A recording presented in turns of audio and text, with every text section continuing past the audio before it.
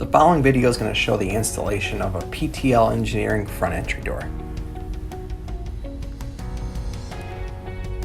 You begin by making sure that the jack screws at the bottom of the jamb protrude about 1/4 of an inch.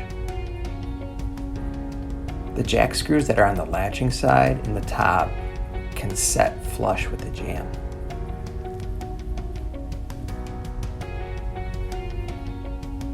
Gap spacers are shipped with the door. These are plastic blocks that are between the door and the jamb. These help with the installation as it gives an approximate distance that the gap should be at when mounting. They can be removed later if needed. We can now put the door in the opening. For customers that use a sealant behind the jamb flange, make sure that the sealant is installed first.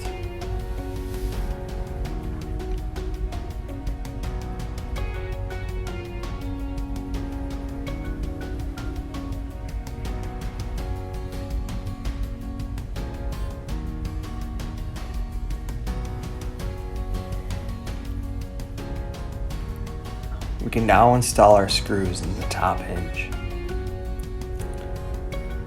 These are two number 14 by 2 inch self-drilling screws. These are the larger screws provided in the parts package kit.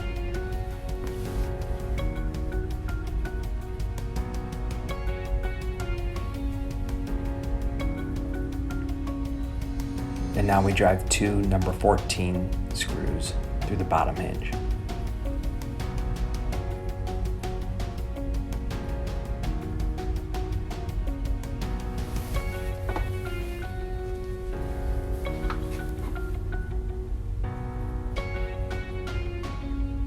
And now we check our gaps to see if we need to adjust the jack screws. We start with the bottom. The gap range should fall between 9/32 and 13/32 of an inch.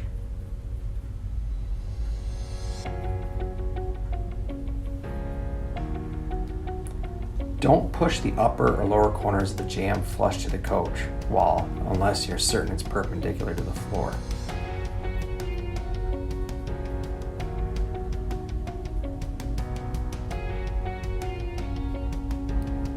We use a no-go tool to make sure that the gap falls within the range.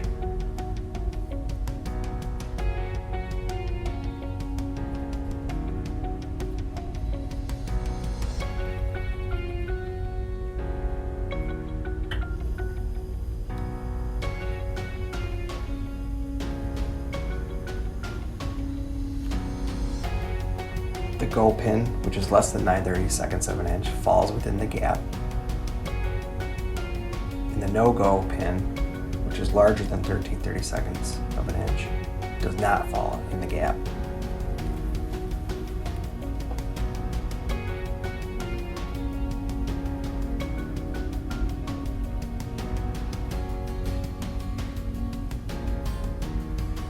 Once we have the top and bottom gaps set good, it's important that we make sure that we set the latch side gap well.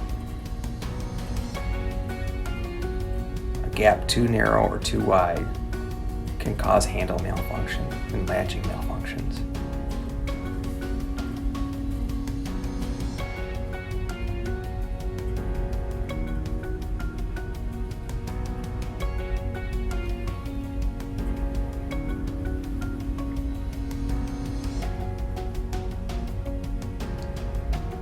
Once we have that gap set, we can use our number 12 by 2 inch self-drilling screws and drive them through the remaining jack screws to secure the door, and use the hole plugs provided to cover the holes.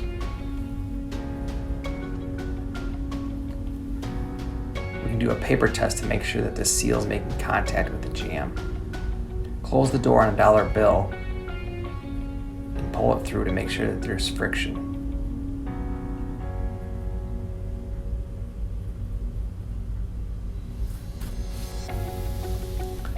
We can take our gap spacers off if needed.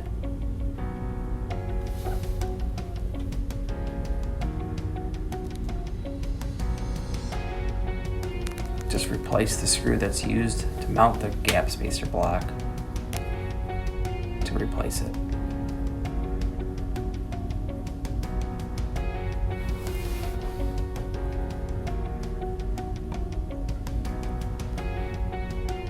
Now we can wire our magnetic switches that are on the latch side of the door.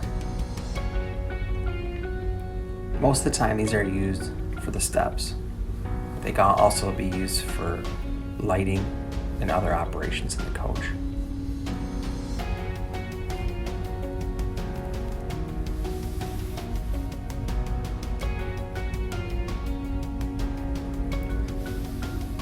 And now going to the hinge side, we can power up our electric lock actuator.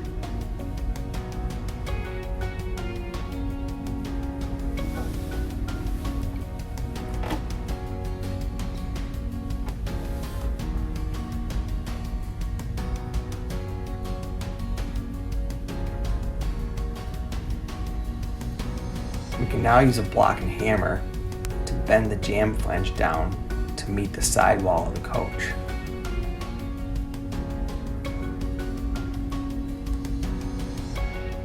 Close and open the door several times to make sure it functions properly.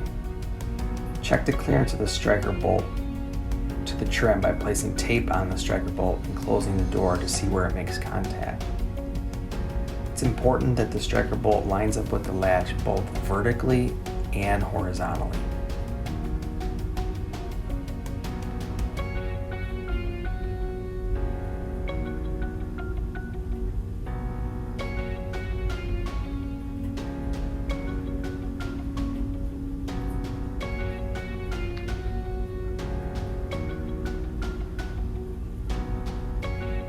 Check the clearance of the door check, the mechanism at the top of the door that holds it open. Make sure that it doesn't make contact with the screen door or the main door.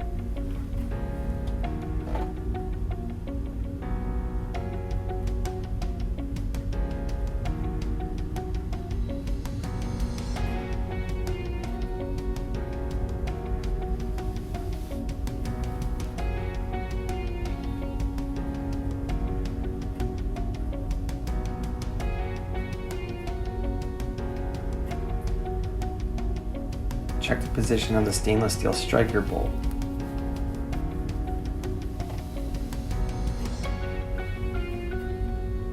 Make sure that the deadbolt engages into the striker plate.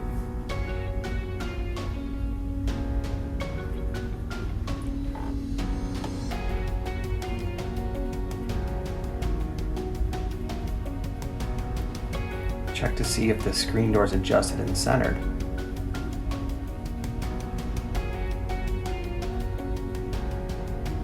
There should be no gaps between the screen door and the jamb. If needed, you can adjust the screen door in or out or up or down by the 8 adjustment screws on the screen door hinges.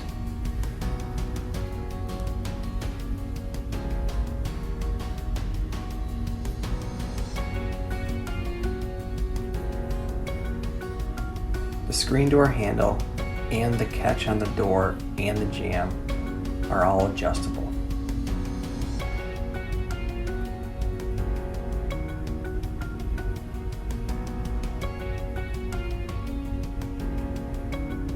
Make sure that the screen door latch latches properly to the jamb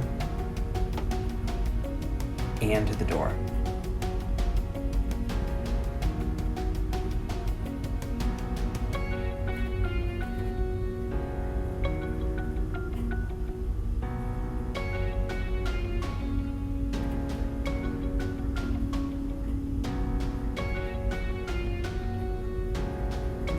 Now we check our handle operation. Close the rotary latch and now pull the outside handle. The latch should trip at about 3/4 of the handle's travel. 3/4 of the way and it should pop the latch.